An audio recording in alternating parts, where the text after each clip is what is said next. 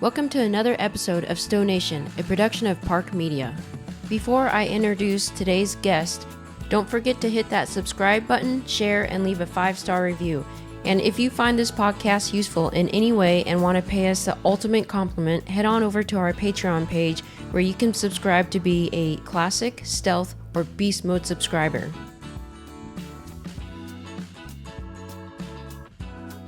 Ben Burr, welcome to Stowe Nation. Thanks for coming on today. Yeah, thanks for having me. So this is really cool because from my understanding, first of all, I got linked up with you through Tony Warner. I got a text out of nowhere saying, hey, you need to talk to this guy. And I'm like, okay, we'll see.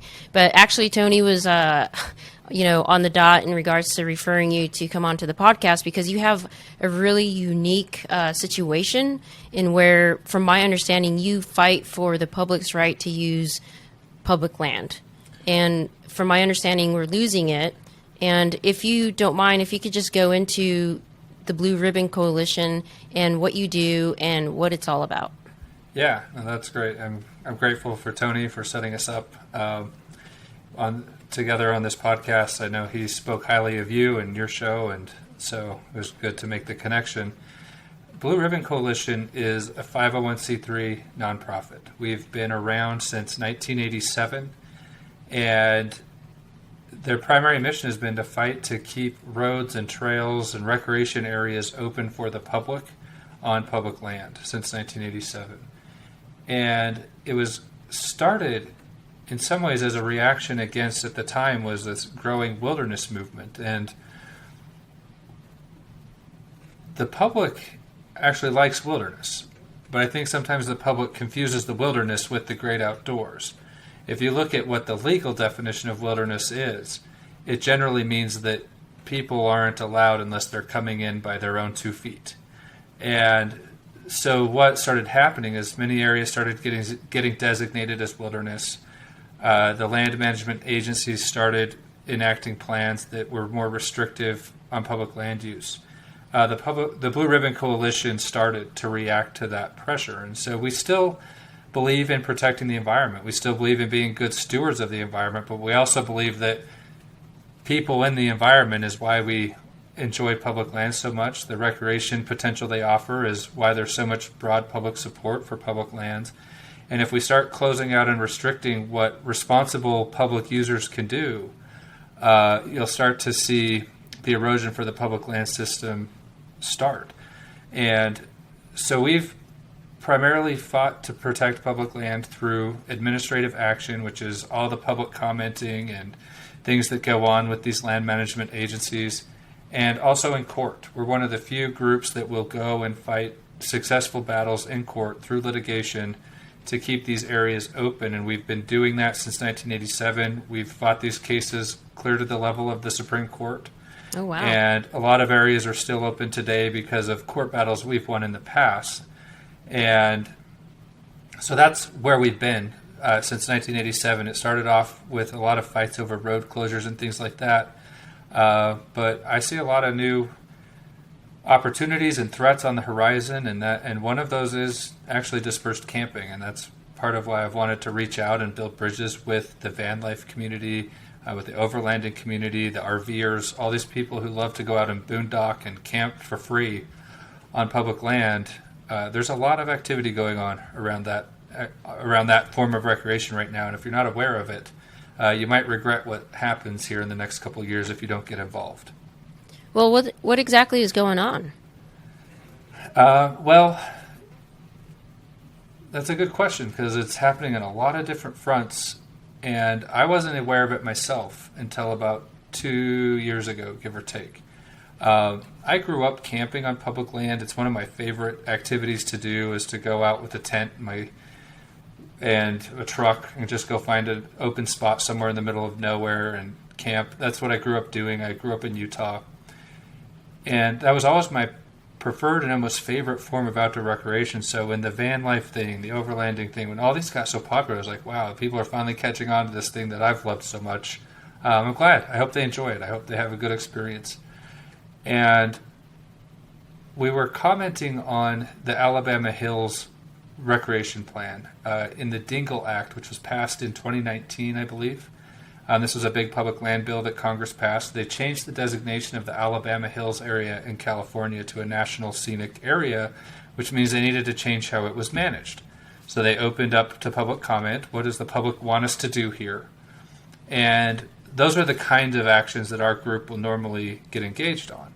And so we came there because we knew there was dirt biking that went on there. It was actually a dirt biking group that told us, hey, this is happening, you guys should get involved. And so they're named the Stewards of the Sequoia. And so we got involved in the plan, and they said, and they're also trying to restrict dispersed camping. And I'm like, wait, what? Why are they restricting dispersed camping? And they're like, well, it's a popular area. There's a lot of dispersed camping that goes on there. So there are some impacts. And so we started looking at the plan, and I was like, wow, they're really coming after the dispersed camping there in Alabama Hills. What were they trying to do? Or not only what were they trying to do, who was trying to do what to Alabama Hills? So it was the BLM primarily, the Bureau of Land Management, and they were required by law to create this new plan, first of all. So it's not like they're bad guys here. They're just trying to do their job. Have you been to Alabama Hills? Oh, yeah. It's so beautiful. Yeah, I love that. It's one of my favorite areas. The most popular areas for dispersed camping, especially among this overlanding van life crowd. I think it's because it's so close to California. You can get there from Southern California or the Central Valley or whatever it's just like south of, or either south or north of Bishop. I think it's south of Bishop, which is like a rock climbing mecca. I mean, there's just so much to do. And then you have Mammoth Lakes further up. I mean, it's a great spot. The trailheads for Mount Whitney, I think. And they have all the Hollywood background, like the movies that got filmed there. So it's super popular. But what they were looking at doing was it used to be what I would call open dispersed camping. You can just go camp wherever you can find a spot. And over time, that creates what are called hardened sites, where people kind of come regularly. There start to be the fire rings and things, and you start to have a proliferation of sites in a spot like that that's really popular. And so at the time of the creation of this plan, they went and inventoried how many sites were out there. And I believe they counted about 120 dispersed sites. And then they decided to go through several different alternatives of what they could do, none of which was to leave the area open to the historical use that had happened there previously. It was every single option was a restriction. Well, is 120 sites, is that a lot? I mean, what kind of area are we talking about? I would argue that 120 sites it's on the higher end. But for an area that's popular, I think it's manageable. And it will create impacts, and that's what they were citing, is that there was trash impacts, there's the impacts that are associated with human waste, the potential for the proliferation of new sites.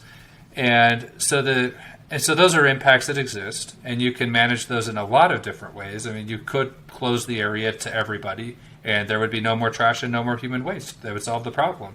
But then you've created a new problem, is this really popular area that people love, they can't go there anymore. And so that's the agency's dilemma, is how do we balance that? And they had an alternative, which was to build a new RV campground off-site where people could go and camp overnight and then just use this as a day-use area. The other alternative was the one they picked was to close 70 of the 120 sites and leave 50 sites open for dispersed recreation. And still have there be the RV campground. And I just didn't think any of that was necessary. I think they could have left most of those sites open.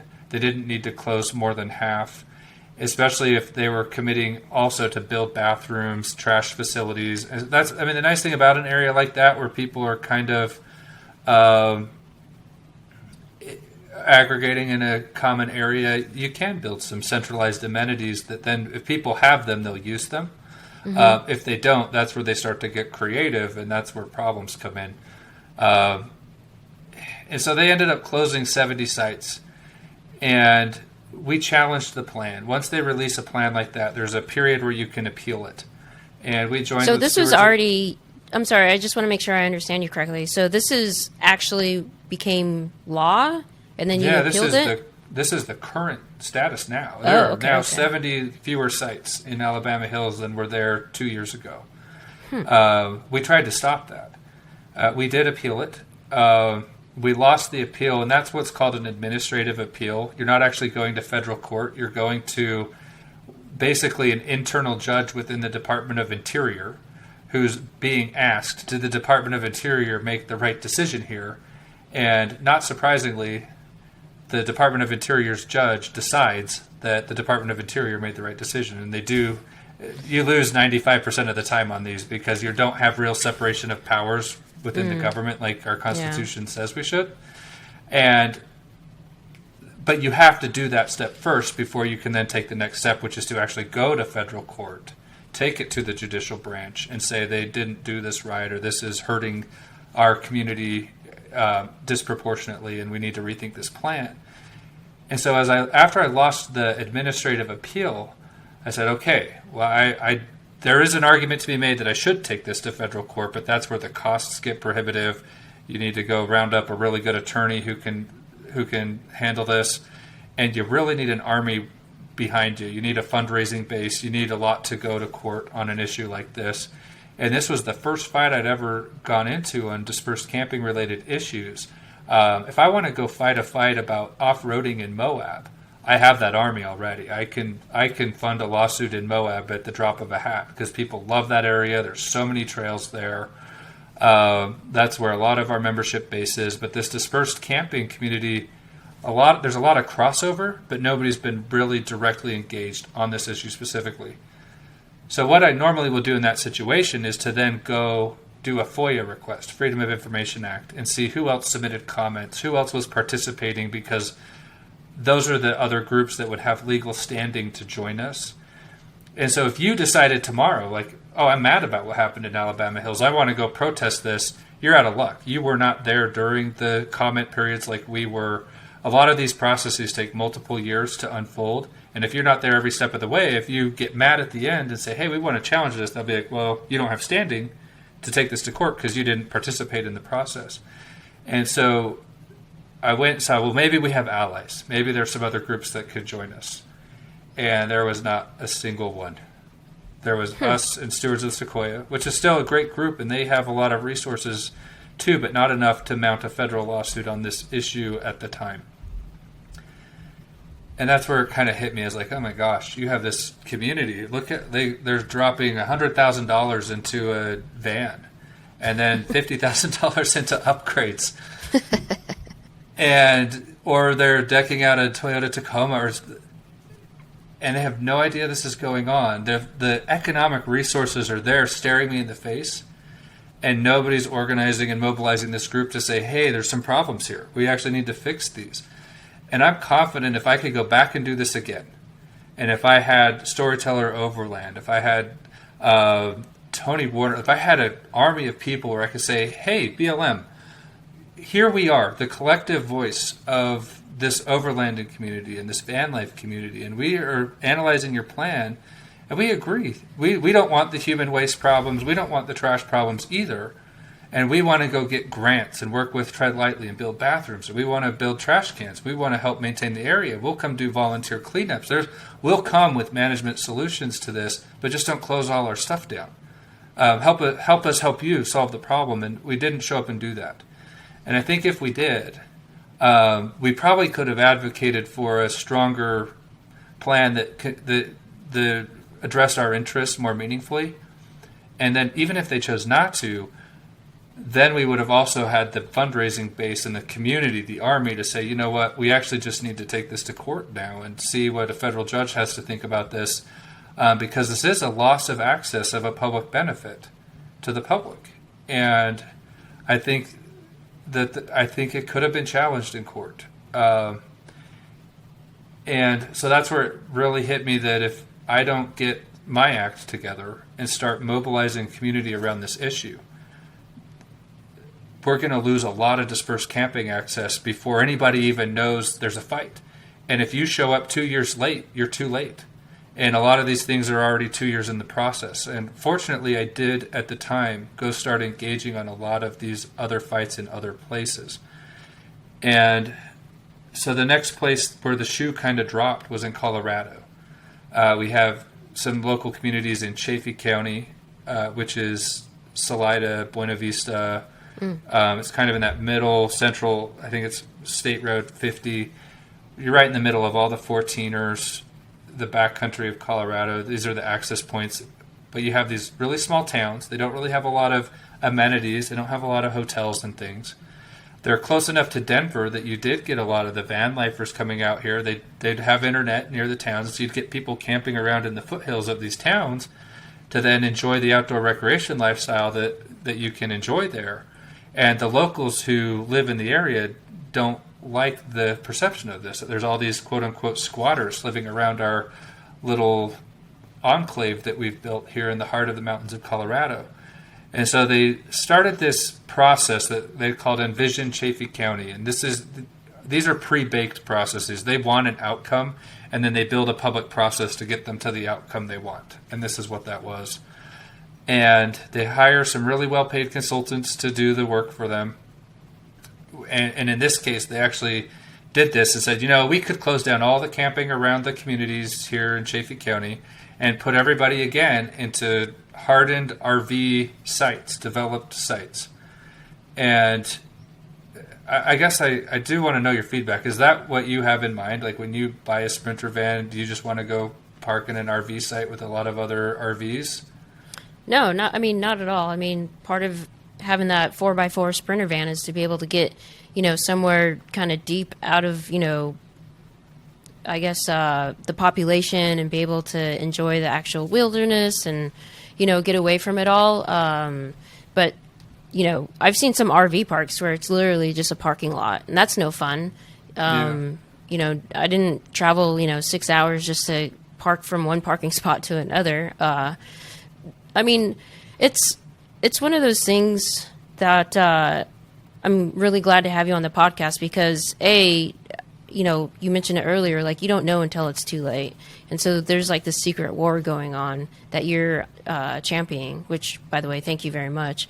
But yeah, no, it's, sorry, I got a little off track. But yeah, the answer to your question is no. Yeah, no, I figured that was the answer. It was a loaded question, but it's an important one. Because you do invest. This is a lifestyle. This is a cultural identity. It's something you're choosing. And other communities are basically saying, well, we don't want you to have that, but we'll build you a nice RV park that you can come stay in, which is just completely contradictory to everything you got into this for.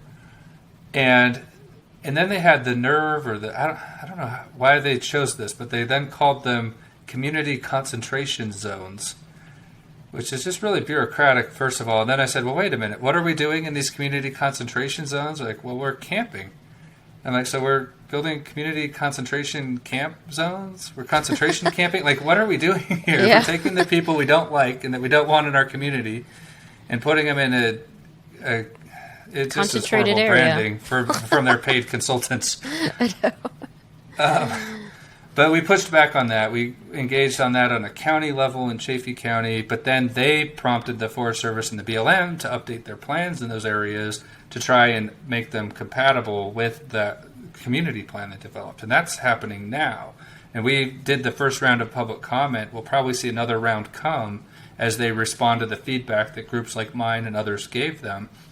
And so that's part of what this work in action looks like. Like that's one that's still in play. It's not over like it is in Alabama Hills. And that's when we can still influence the outcome if the community shows up on the next round.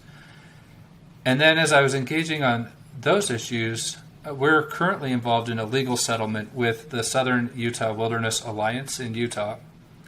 And this is it's an interesting group because I've actually engaged on some Facebook messaging comments with folks that I've gone and like posted articles of work we've done in overlanding groups, and they'll reply to me and be like, "Wait a minute, we like SUA. We're members of them. What are they doing?" And I was like, "Well, I understand why you like them because, like you, we all like quote unquote wilderness, but most of us think of that as the great outdoors with us in it, camping and enjoying it." And I said, well, this is what's actually happening is we're in a legal settlement. We're analyzing 10,000 miles of roads and trails in Utah in areas like the San Rafael Swell, the Book Cliffs, around Dinosaur National Monument, 3 areas around Moab, Dolores Canyon, Labyrinth Rim, Gemini Bridges, and Canyon Rims, the Henry Mountains, a few areas outside of Kanab, and it ends up being about 12 or 13 areas, depending on how. 2 of them they bundle together. That's why I say 12, 13, because I think there's actually 13, but 2 of them are being done jointly. So this is a big part of the state of Utah that is not currently a wilderness or a national monument or something that already has some restrictive designation on it.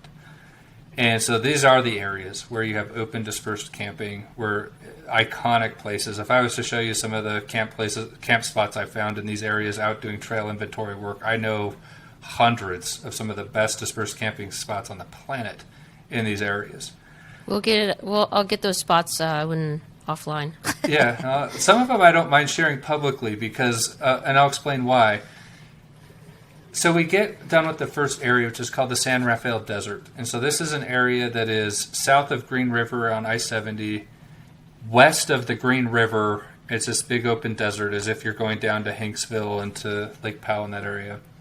And it's lightly trafficked. I actually put out game cameras there to see how many people are using this area, because SUA was saying in their legal claims that this place is just getting beat to death by OHV traffic and off-roading.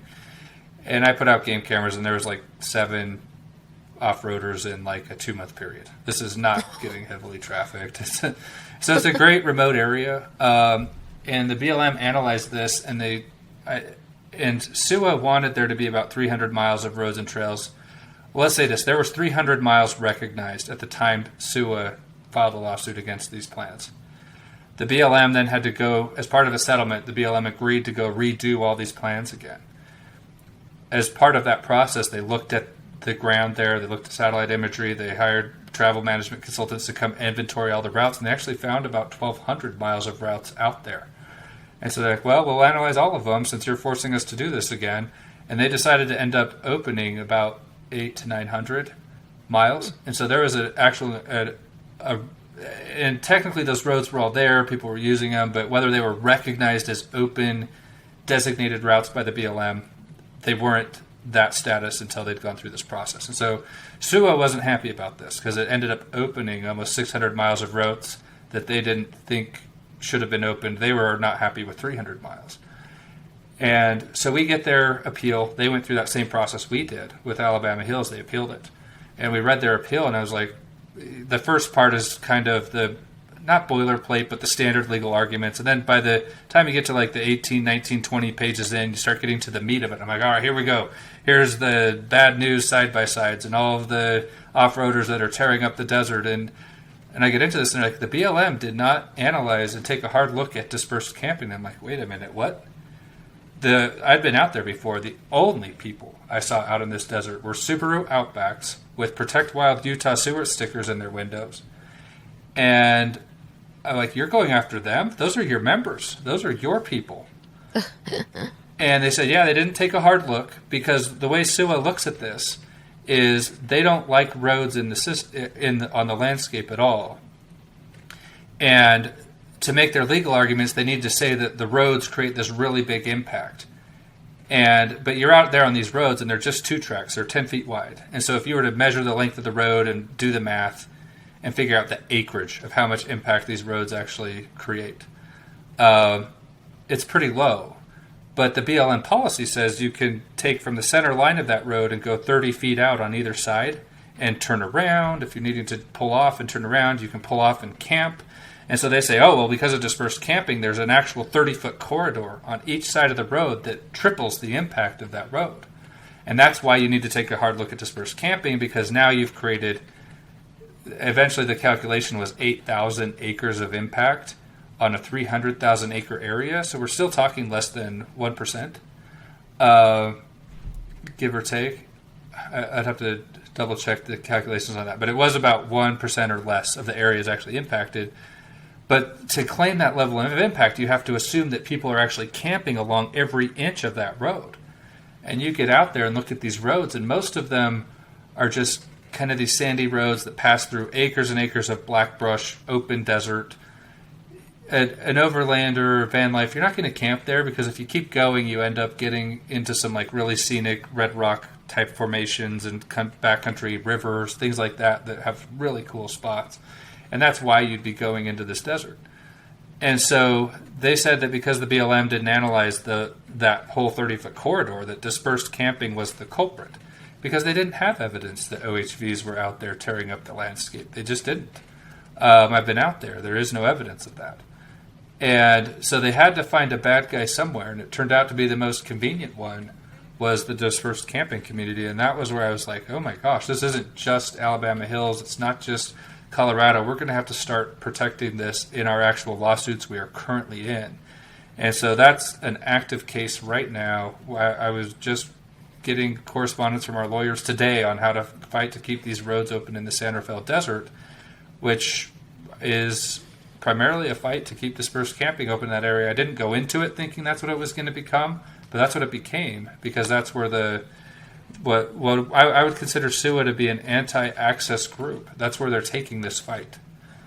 And let me ask. Can I ask you? I'm going to put my scientist hat on and ask you some questions. So these guys that are filing this complaint, did they do their homework in regards to like over the last 5 years they went on, let's just say the major roads in that area and, maybe like every half a mile, maybe every mile, do tests and see how much erosion actually happened? Like let's say someone goes out there once a month, 12 months out of the year. And so you have a collection of 5 years of this data to include pictures, soil samples, blah, blah, blah, like whatever you That is a good question. And I will say that did they do any of that? They do field work. They do their own field work. They use that to inform their public comments. And we do our own field work. That's why I'm out there, is to ground check or ground truth their field work and the BLM's field work and see what's the real truth on the ground here.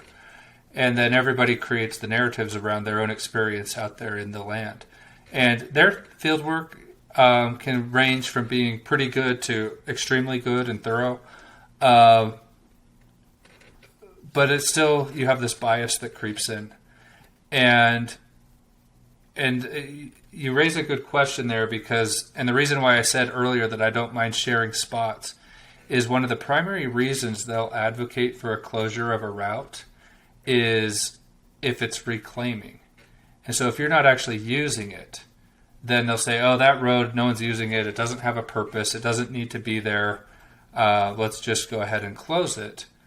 And so because that argument works, they do go out into routes and they'll find areas where this is a desert. It's sandy. Like the terrain shifts quite a bit, but you can still tell that these two tracks are out there. And you might get bushes growing out of the middle median thing that gets in the middle of a two-track road. And they'll say, well, because a bush is growing there, people aren't using it. And there might be an area where the route kind of disappears. Then you go 10 feet further, and then it's as plain as day that the route's still there. And so it really does require, I would argue our side needs to be better at the field work. That's something that I think the overland community would actually embrace, is when they're out on the trails, they're documenting the condition of the trails.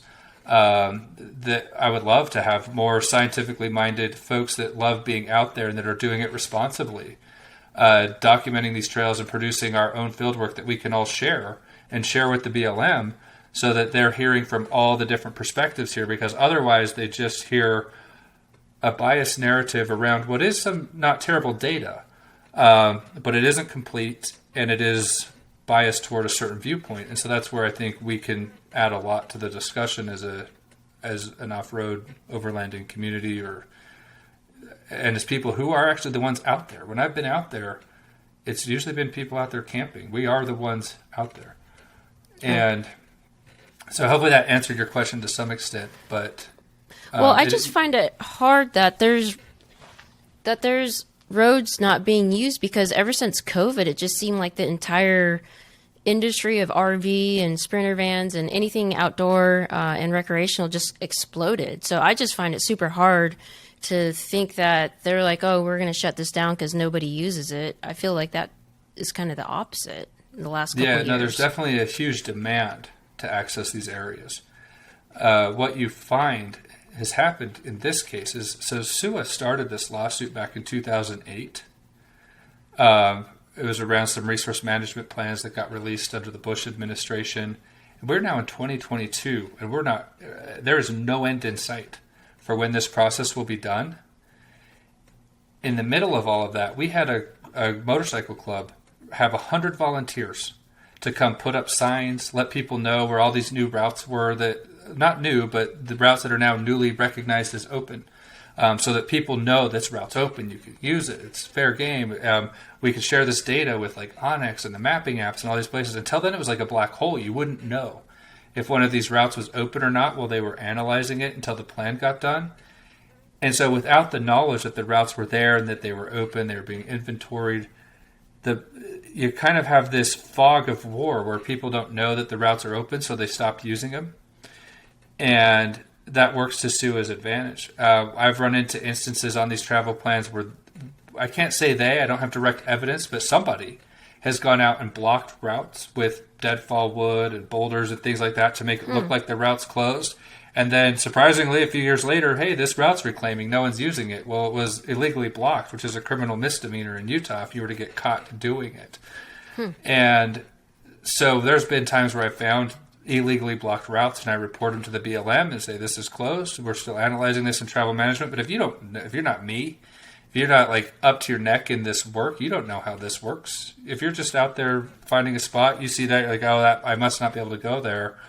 And so there is some confusion about whether you can use the routes, and that's part of why I say I don't mind sharing locations, because I want people to know stuff's open. There might not be signs. There might not be clear information on the ground that you can go there. It might not be on Onyx, but I've usually done the due diligence on these, working off the BLM's information, and I tend to know I'm usually going to be very cautious about advertising that a route or an area is open if it's questionable or not. And that being said, if I'm broadcasting that something's open and that people need to use it, I mean it. People really need to go use it and try it. And you need to do it responsibly. I don't want people to just go tear it up and try to send some signal to somebody that this is our land and whatever. Like, we need to go responsibly, use it, enjoy it, leave no trace, and get out. I don't care if you leave a trace on the route. Like, you should leave tire tracks on the actual road. I was going to say, that's almost impossible. Yeah, I know. And actually, the fact that we leave that trace, that the route stays used and present, actually is demonstration that it is beneficial and useful and has a purpose and that we want it. And one thing to point out, the main corridors that get into and out of these areas, those aren't at risk of being closed. A lot of times those are County B roads. You've got resource extraction industries that use those. The counties maintain them and will fight over them. The stuff that's easy pickings, that they're closing the most, is a side spur off the main route that goes to an overlook, because that's only like that's what happened in Canyon Rims, is they only closed 40 miles out of 250 through this process. It doesn't sound like a lot. I still think it's more than I would like to see. I don't think they should be closing any of them. But that doesn't sound like a lot. But then they end up closing almost half of the routes. And so what it was a bunch of little side spur overlooks that go and look over these canyon rim, the canyon country in Utah. And if I was to show you the dispersed sites you can't get to anymore because of that plan that got completed, which we also appealed, and again we lost, because you lose 95% of those. That happened shortly after the Alabama Hills thing. That was sort of another one of those, like, man, I've really got to reach out to these overlanding, van life, RV crowd. The people that want to be out here camping, they're the ones losing everything. There's still some great off-road trails in that area. There are a lot fewer really great campsites in that area. And so the dispersed camping community, again, I requested the comments to see who else showed up. It was just us and a few off-road groups. There was nobody that was specifically there saying, we're here to advocate for the interest of dispersed camping. And so that's why I'm here with you today. That's why I've been barnstorming anybody who will listen. That's why I got in contact with Tony Warner through some mutual connections. And I see it as this is just starting. This is a growing trend. We're seeing good things and bad things happening. They just released a camping plan for Klondike Bluffs outside of Moab, a big popular biking area. And they ended up going to another trend we're seeing is taking what was open, free, dispersed camping and still requiring you to be in a designated site that's still open and free, but you can't camp anywhere. They might have, like the Forest Service has been really good at this. They just have like a stake that's like, this is site number 72. And you can camp there. You have to camp in the designated site, and that's tolerable. I think that still captures the primitive dispersed camping experience. We see a shift going towards reservation systems where you have to go on reservations.gov or recreation.gov, whatever that reservation system is. Those are probably okay in some instances as long as it's not a replacement of that primitive free dispersed camping experience. If they're creating reservation-based sites for folks, especially the folks with like the bigger RVs and the coaches that can't get into the backcountry, there's a huge demand for that. The public land managers should be finding ways to accommodate that. But I have problems with going to an exclusive reservation system only.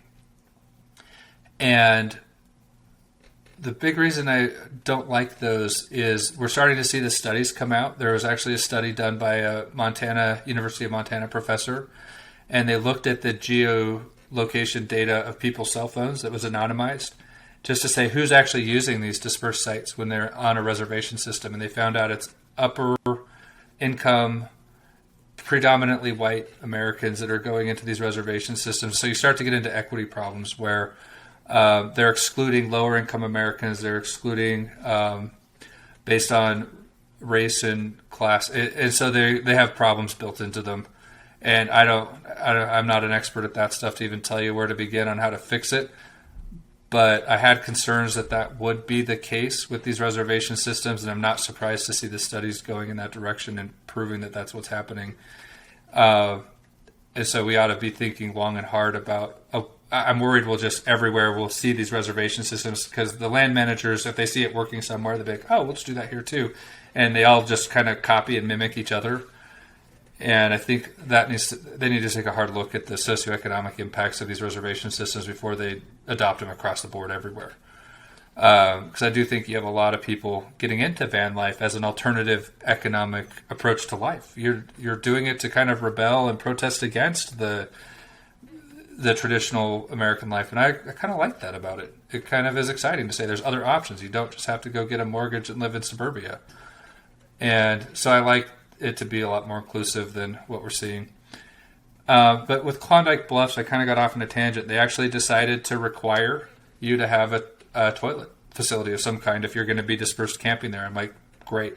I would way rather have there be a regulatory requirement to address the human waste problem than to just say we're closing this area to everybody, which is usually the default reaction of an agency.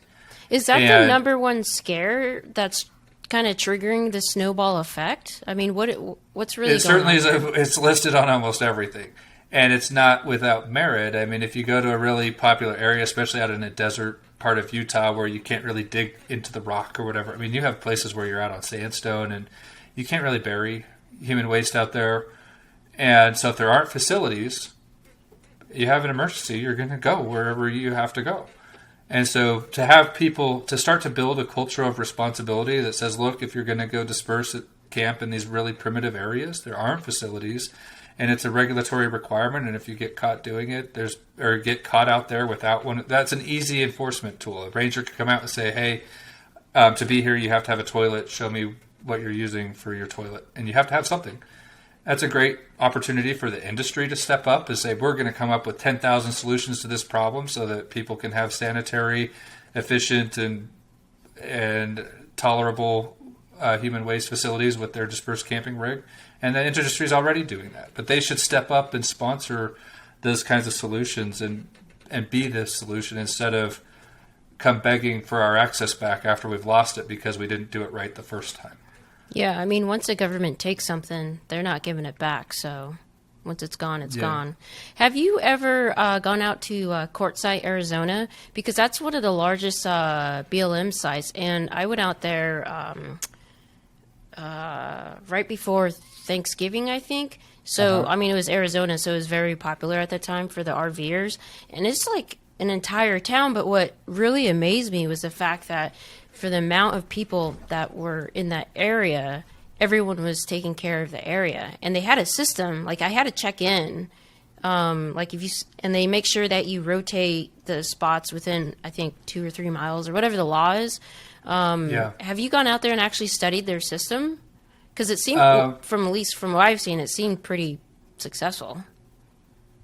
Yeah, I haven't actually been to Quartzsite. It's on my bucket list because it really is a dispersed camping phenomenon, like unrivaled anywhere in the world. I mean, I think that the population swells by, I mean, they estimate almost 1 million people come through there. They might not stay the whole time. And they have that RV show in January that does get hundreds of thousands of participants show up. So I have ambitions to go be part of that show and spread this message to that community because I think they need to hear it. And I do know that Quartzsite has been ahead of the curve on accommodating this crowd, and I think for good reasons. I bet it is great for the town and the rural economy of Quartzsite that all of these RVers show up and spend the winter there. And if you open the door, if you roll out the welcome mat and make it feasible, they come, a lot of them are retirees on retirement income, so they're bringing outside economic resources to your county. The climate's great. They've come up with management solutions, like you say, the moving around to different spots, and we're seeing that as a problem, the 14-day camp limit and people squatting for extended periods of time, and that there are regulatory solutions to that, and Quartzsite's an example, and a lot of places have those length of stay limits. Sometimes those are hard to enforce. It does require some active patrolling, and a lot of times the agencies don't have the resources to do that, but I think eventually technology gives us the tools to really manage that in some capacity. With that being said, I don't want to see that become a replacement for that experience of just saying, hey, I'm going to go find a spot. And if I'm willing to get off the beaten path, which Quartzsite at this point in the middle of the peak winter season is probably not off the beaten path. There's a lot of people there. It's not like being 10 miles into the San Rafael swell in the middle of nowhere. It's a very different experience. We should always still have those free, open, primitive experiences available. But in places like Alabama Hills and places like Quartzsite, we should be managing the impact by accommodating it, not managing the impact through closure. In Alabama Hills, they did closure. Quartzsite has been very welcoming. And I think, didn't Amazon build a warehouse out there?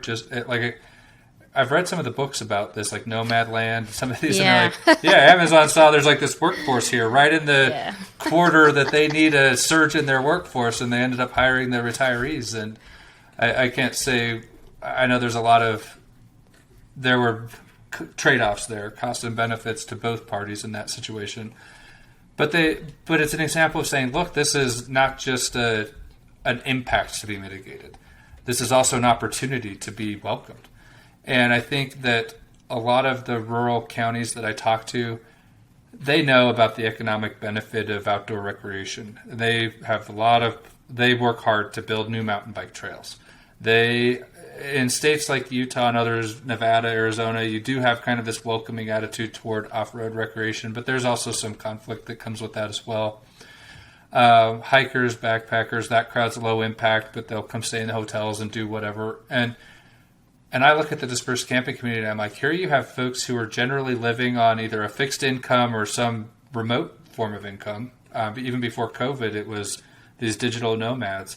A lot of them are making decent livings at this. And they want to come spend an extended period of time in your county, and you're not finding every opportunistic way to invite them to come in that you possibly can. You're missing a huge opportunity. You could be because that is a huge problem in Utah. If you get into Garfield County, which is where Bryce Canyon is, some really amazing areas, it's 95% federal public land, so you have no property tax base, but you have this surge of visitors that come, and you have to have a functional search and rescue department, but there's no tax dollars to pay for it because this group the recreation users aren't taxed by the county. Just counties are built on property taxes.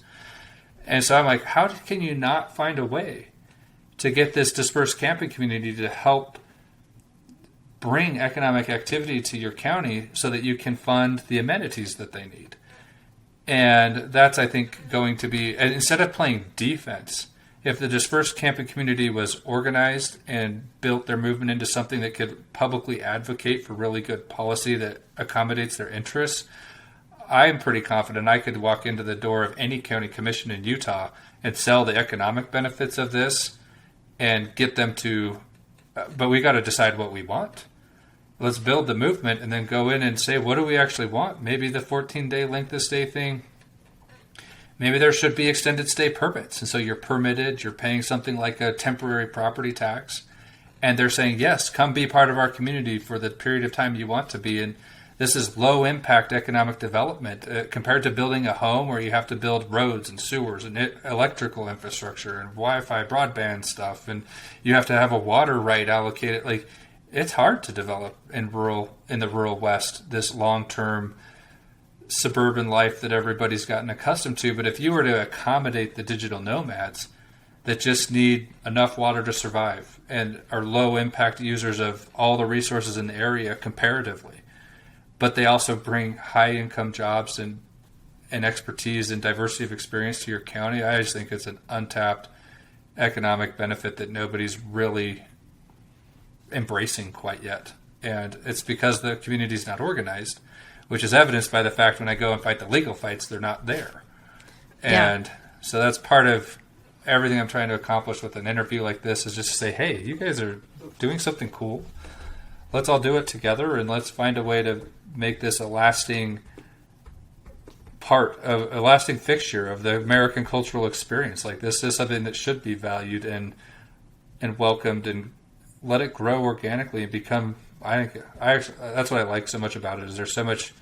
It's such an innovative way of approaching life, where you've looked at the cultural offering available to you and said, I'm going to choose something else. I'm going to go live out of a van by the river, which when I grew up in the 90s was kind of the Chris Farley character, and now it's like the cool hipster millennials are doing it. Yeah, that's the dream these days. Yeah, but it's not a bad one if it's done right. Yeah. Well, what do you think about like a small use fee to go into a section of the land? Like, what do you think about that to help support economic? Inevitably, that's where this is going to go. There's a lot of people who are averse to that because they see these as like our public land. This is free. We pay our taxes. Why should I have to pay more? And there's always some pushback around some in the community, but there's a growing trend that it's going there. I had my policy director reaching out to the Bighorn National Forest just yesterday because they had released a press story that says, we're trying to manage dispersed camping impacts. And the county commission's come up with a sticker, which is kind of like what OHV users know about stickers, because we have to pay more to register our OHVs than what you'd pay to register a car. But then that goes into like a funding program for grants to maintain trails and to do things. And we're like, everybody's kind of agreed that that's a good system. And so people are already starting to think about that. Like, should we require some sort of a permitting system or a sticker or something where people pay a little bit more into the system to get, and they're looking at it. My initial read on it was, we just want to get more money out of these people. And I'm like, well, we should show up and say, you know what? We would support that if it means we get more out of the system. There should be some equal trade-off there. And so maybe you should build more Wi-Fi towers out in the middle of nowhere.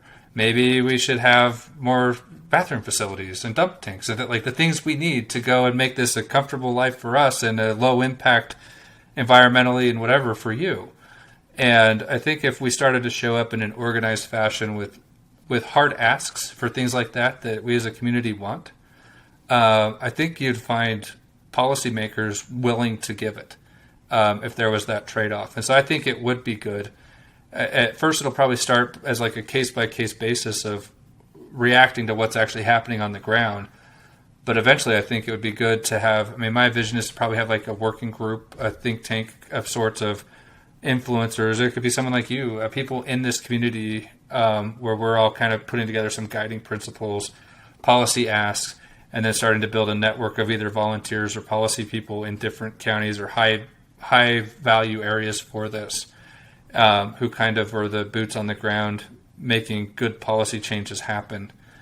And fees, I think, are going to be a tool that get used. We should make sure they're used in a way that really benefit us and that they don't just get used as a way to suck money out of our community without us getting anything in return. Well, I think if the entire thing is more transparent because everything in the government, they say it's transparent, but it's not. But that's another story. But I think if you show up with a budget saying, hey, we've done our metrics, this is X amount of people that use the land, this is how many, OHVs, campers, blah, blah, blah. And you're like, okay, so over a span of a year, this is what happens. And then you correlate that with what the other side is concerned about the land management portion. And you say, okay, we have these mitigating risks. So within the mitigating risks, we have the built-in budget. And so like, let's say we want trash cans, and here are the more heavy populated areas. So trash cans, vault toilets, maybe something that's kind of low maintenance, but that will last a while. And then maybe like a water outlet or something. I mean, I don't know, just like the bare necessities, and be like, okay, so if we take half of what comes in, because you will lose some people once they figure out that, or once they find out they have to pay. So you take half of that and you say, hey, you take this budget, you divide it by these many people, and this seems to be a fair amount. Because like for me, like if I had to pay for like, I don't know, $5, like $1 a day, that doesn't seem unreasonable at all. But then you have like 10,000 people throughout the year that do the same. And, let's just say you have, I don't know, roughly 300 people every single day in that one area. I mean, you can raise a substantial amount of funds to be able to help support. And then because you're an NGO, you can put that all up and, on the website or however you want to disseminate it, and be like, hey, this is our budget. This is how much actually came in. And boom, this is what you're getting for the $1 a day. I mean, I'm not a professional on this, but just as a camper, if I knew that, because I never rolled up to a campsite where it says, hey, this is where your funds are going. I'm like, what? Like I can kind of see like a regular, parking lot It literally campground. is a black hole. You put your money in an envelope and put it in a post that has a slit in it. Yeah. So, and the popular site, Alabama Hills, I absolutely love that area. It saddens me that they really are restricting that. But if I rolled up and was like, hey, I want to spend 7 days here, it's going to be like $20. Be like, okay. But then, like I said earlier, like just say, hey, this area is super popular. This is what we have to do to make sure that it doesn't get closed down even further, blah, blah, blah. And if you go and do that for every site, I think people will get on board and be willing to pay a nominal fee. Because, I mean, I don't really want to like bust anybody out or a certain demographic, but I mean, you kind of said it, is that, storytellers are not cheap, so people, I'll just say, I bought the storyteller, I put a lot of money into mine, so to sit there and for me to use these public lands and then basically bitch to whomever, be like, oh, I got to pay $5 to use this. This is, that's just kind of asinine in my opinion, especially if you are very transparent with where that money goes. Yeah, and that's where I think could be kind of a future vision of this, is that you do accumulate resources that can be used as management solutions. I'd way rather use them for that instead of lawsuits. And Tread Lightly is a good group that does a lot of those kind of volunteer projects, and they're good at getting a lot of the corporate money because they do that they build the infrastructure and things. And there's a lot of off-road groups that do that through volunteer work, volunteer labor. There's a huge culture of volunteerism in this community if you can tap into it. I say all of that in a perfect world, that'd be great. If I hadn't gotten to the end of the road on Alabama Hills and said, I need $300,000 for a lawsuit to really keep this open, and I didn't have it. A lot of times we overlook, like, knowing that your money's just going to pay lawyers. A lot of people get heartburn over that too, and I understand. It's hard to find good lawyers, and they're expensive.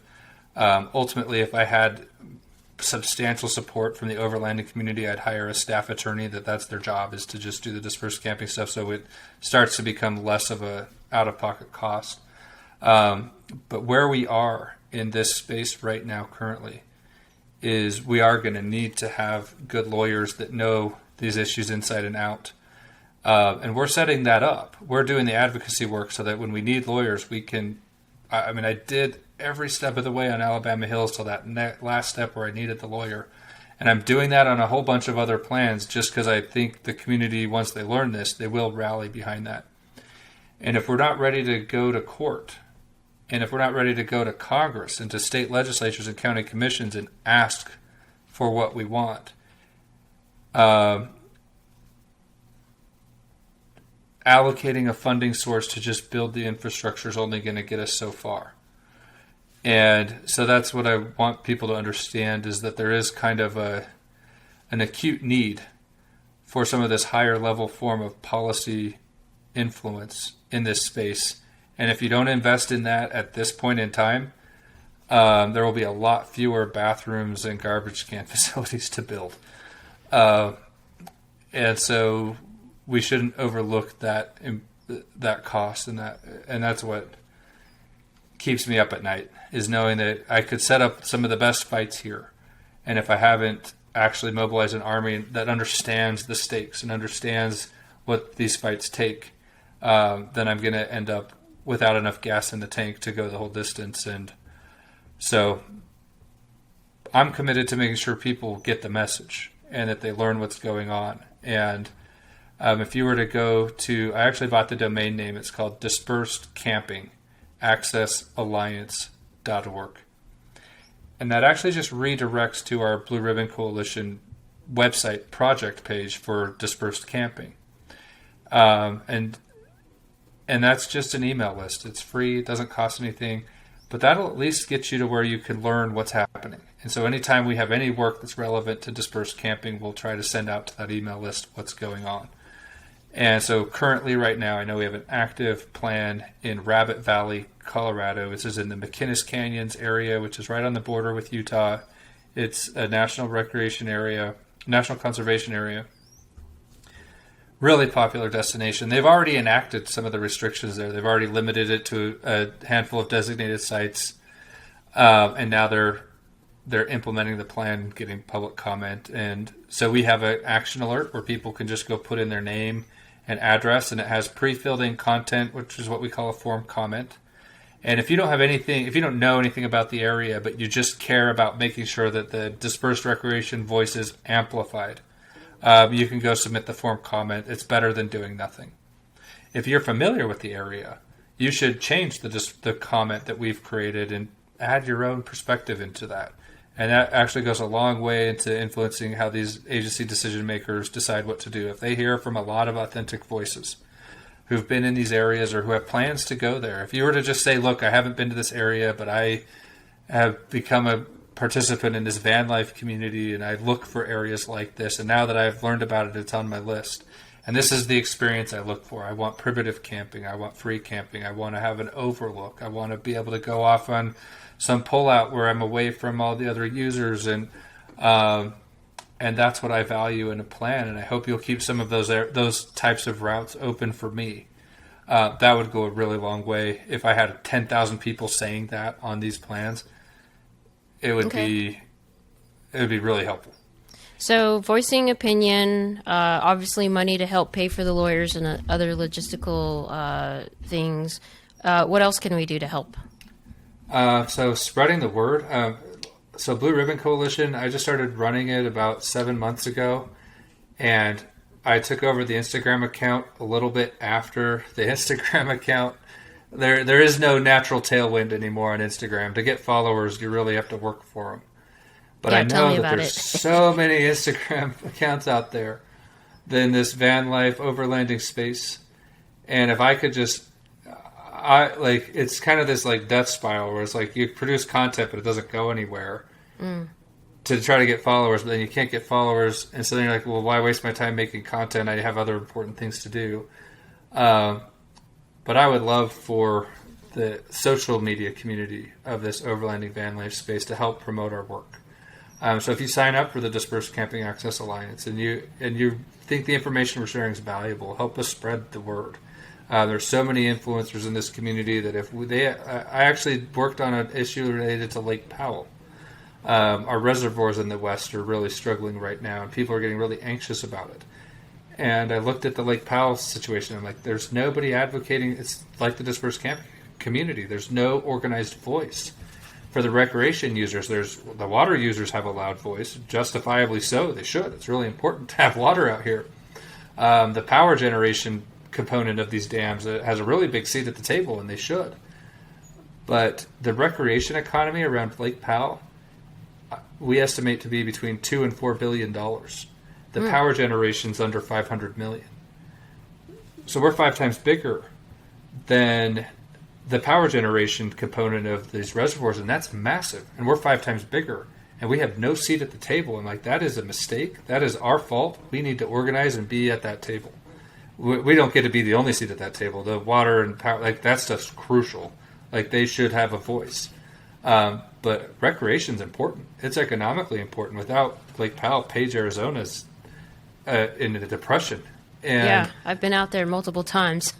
yeah, and so we need to know our place, but we should at least have a place in that discussion. And so with Lake Powell, I had one Instagram influencer promote what we were doing, and overnight we crashed our website. We had 15,000 people engaged working with us in the Bureau of Reclamation. They take us seriously now because we showed up with that many users. And so just helping us spread the word is what I really need right now from the overlanding and van life and dispersed camping community, because I know you guys have already laid the groundwork to be influencers. That's what you do. And so if anybody out there who has a podcast or who has an Instagram platform, they want to, I will come on any show, any platform, anytime and share this message. If it's a message you want to share with your audience. And I think it's an important one. I think most audiences that follow this space would appreciate learning how these processes work and how to be a meaningful part of them, and how to balance our use with actually protecting these environments that we love. And that's the reason why we go there. I mean, you'll never hear me say, I think we should just go out there and tear the place up and do whatever we want. We want responsible use, but we want to use it. We actually want to be out there. And so if anybody hears this that has that sort of influencer status and wants to help us grow our presence and spread this message, that would be as good as any of the other things we've mentioned. Well, I will definitely do what I can to help you guys out. I mean, it's just one of those things that you just don't really know until it's too late. I can't remember what area I was in. I don't know. I went to the last year and a half I've been everywhere. Anyways, point is, I went to an area one time, and then I came back, and they changed everything about it. And I think it was the reservation thing. And I was like, why do I need to make a reservation on BLM land? Like, when did that It's happen? happening everywhere you look. Yeah. It's not over. It's not too late, though. It's actually happening now. It might be too late for a few of these instances, but I actually think if we became one of the most dominant, what I consider to be like a center of gravity of the public land system, that we are the organized voice and a stakeholder that has so much going for it as far as fundraising, organizational capacity, media reach. If we had all of that and brought it to the table, and then we're proactive and said, hey, Alabama Hills, we want you to open up more sites. We know what you were trying to solve here, but can we work together to open 50 more sites that you closed? What would that look like? And they might, right now, they'd probably say, we just finished that. We're not going to look at that now. But in 10 years from now, they might open up that conversation. People change in these offices all the time.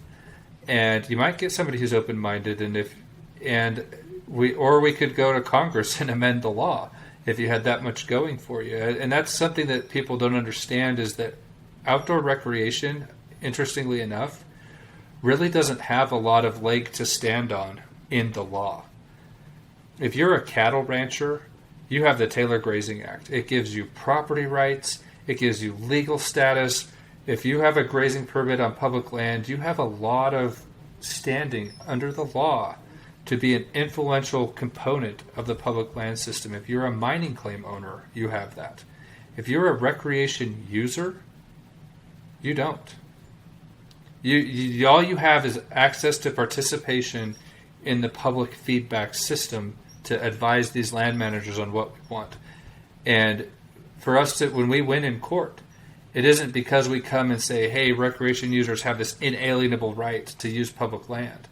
It's that we usually say, look, you didn't follow the process correctly. We had a serious ask. You're injuring us, and we need to correct it. And it's a very convoluted lawsuit. We still will win, but it is nothing like, we don't get the deference that the property right-based interests get. And so I think if outdoor recreation organizes itself and identifies its actual interests in this space, and then goes and asks for them from lawmakers and from administrative decision makers, we would get a lot out of the system. We've just never gone and formally asked for it. And I think that we are the biggest group using public land at this point in time. You have doctors in Canada prescribing and paying with public health insurance for outdoor recreation therapy for people because they're recognizing that recreating in the outdoors is such a benefit to mental health and other health conditions. And so if accessing public land for recreation purposes starts to get defined as a public benefit or even a public health benefit, you start laying the groundwork to say, look, this actually is something we have a legal right to do. And if that's the case, we need to define that and defend it and codify that into law so that when we go work with these land managers, they know we have a right to be there and that they have to accommodate our interests.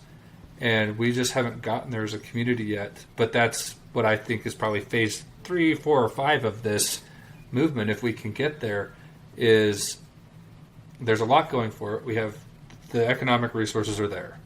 The numbers are there. The cool factor is there. The media influence capacity is there. You bring all that to a table to a politician, most of them have a hard time getting to know. And if our asks are reasonable, which they would be, I think we could actually pass major legislation that protects and promotes the dispersed camping lifestyle and community, especially as far as it goes to recreating on public land. And we should be shooting for that. That's not even, I wouldn't say that's shooting for the stars. I think that's eminently achievable if we just do the basic community organizing work of any political movement. Yeah. And so, yeah. No, I totally agree. And you are definitely spearheading this effort. You're like the,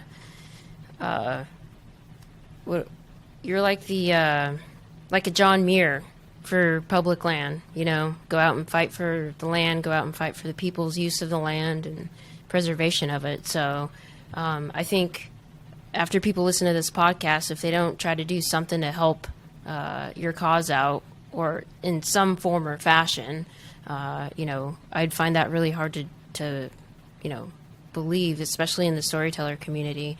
But yeah, I will definitely do what I can. I know people listening to this will definitely do what they can. We'll help you spread the word for sure.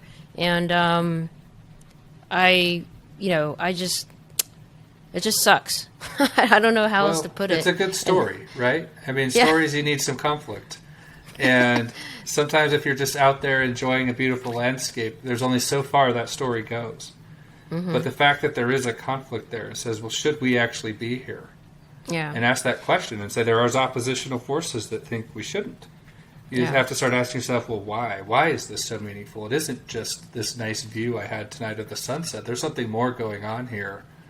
And when you start asking those deeper questions, you start to find out that the real storytelling component of this.